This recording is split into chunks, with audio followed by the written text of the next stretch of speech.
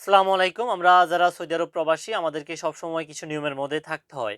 আর ওই নিয়মের সাথে নতুন করে ২ টা আইন যুক্ত হলো। তার মধ্যে এক হচ্ছে আপনি যদি আজান বা নামাজের সময় কোনো ধরনের গান বাজান তাহলে আপনাকে ৫০০ রিয়াল জরিমানা দিতে হবে এবং একই কাজ পুনরায় করলে তখন জরিমানার পরিমাণ হবে ৳১,০০০ এবং ধারাবাহিকভাবে আপনি যদি সেটা করেই যেতে থাকেন তাহলে আপনার জরিমানার পরিমাণও বাড়তে থাকবে।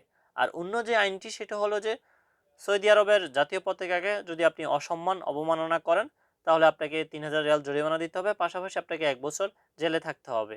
উল্লিখিত কিছুদিন আগে বাংলাদেশি ৩ ভাই সৌদি আরবের জাতীয় পতাকা অসম্মান করে এবং যার ফলশ্রুতিতে হয়তোবা এই আইনটি এসেছে। তাই আমরা যারা সৌদি আরব প্রবাসে আছি, আমরা এমন কিছু করব না যেটা নিজের জন্য এবং অন্যের জন্য ক্ষতিকর হয়ে দাঁড়ায়। তাই আমরা যার অবস্থান থেকে সুন্দরভাবে চিন্তা করি, সুন্দরভাবে থাকি।